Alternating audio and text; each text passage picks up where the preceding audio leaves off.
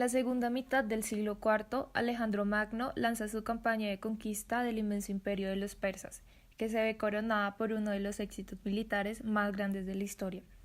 Judá, que era una provincia del imperio persa, cambia de manos y pasa a depender de los nuevos conquistadores. A la muerte de Alejandro sin descendientes, sus generales se reparten el inmenso imperio, dando lugar a lo que se conoce como reinos helenísticos.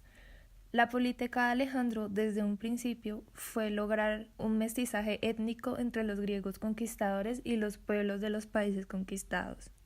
En el año 200 a.C., tras la victoria de Antíoco III, todo el país de los judíos cambia de manos y va a ser gobernado desde Antioquía. Ahora van a tratar de imponer a los judíos la lengua y la religión griega, lo cual producirá el levantamiento de los judíos contra el rey y la guerra de independencia que terminará con el establecimiento de un reino judío independiente. Muchos judíos murieron mártires, otros decidieron sublevarse contra el rey organizando una guerra de guerrillas. Los rebeldes alcanzaron un triunfo total y llegaron a declarar un estado judío independiente. Esta rebelión fue capitaneada por el sacerdote Matatías y sus hijos, llamados los hermanos Macabeos, que se turnaron en el liderazgo de la guerrilla. Esperando al Mesías. La independencia duró poco tiempo. Llegó el ejército romano a la tierra que llamaron Palestina y la convirtieron en una provincia de su gran imperio. Los romanos nombraron a un rey extranjero, Herodes. Este, para ganarse el favor de los judíos, reconstruyó y engrandeció el templo de Jerusalén. Los profetas habían hablado de la futura llegada del Mesías, un descendiente de David que liberaría a Israel de sus enemigos e instauraría el reino de Dios, una nueva alianza en la que cabrían todos los pueblos. Bajo el dominio de Roma nació Jesús en Belén y Dios envió a Juan Bautista para anunciar la inminente llegada del Mesías y llamar a todos a la conversión.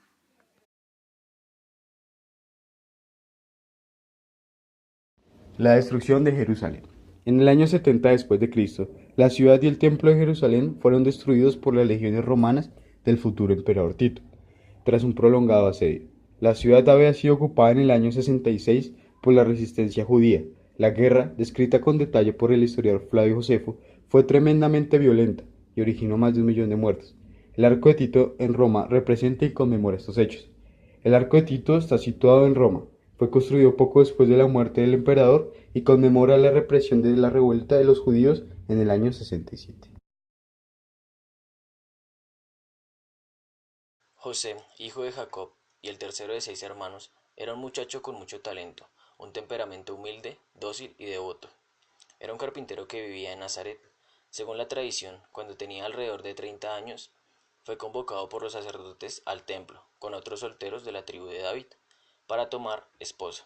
Los sacerdotes ofrecieron a cada uno de los pretendientes una rama, y comunicaron que la Virgen María de Nazaret habría de casarse con aquel cuya rama desarrollase un brote.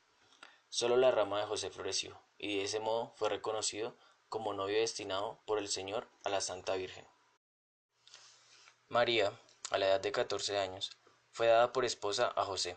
Sin embargo, ella siguió viviendo en la casa de su familia de Nazaret de Galilea por un año, el tiempo requerido por los hebreos entre el casamiento y la entrada a la casa del esposo.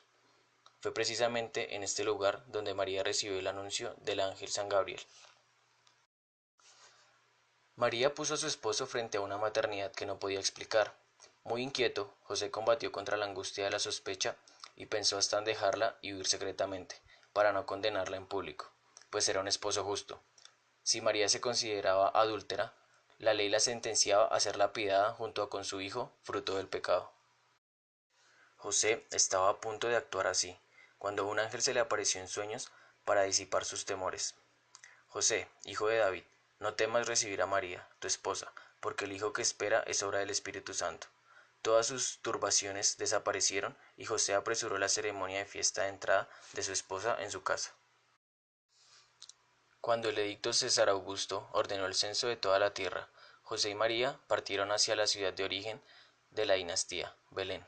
El viaje fue muy fatigoso para el estado de María, próximo a la maternidad.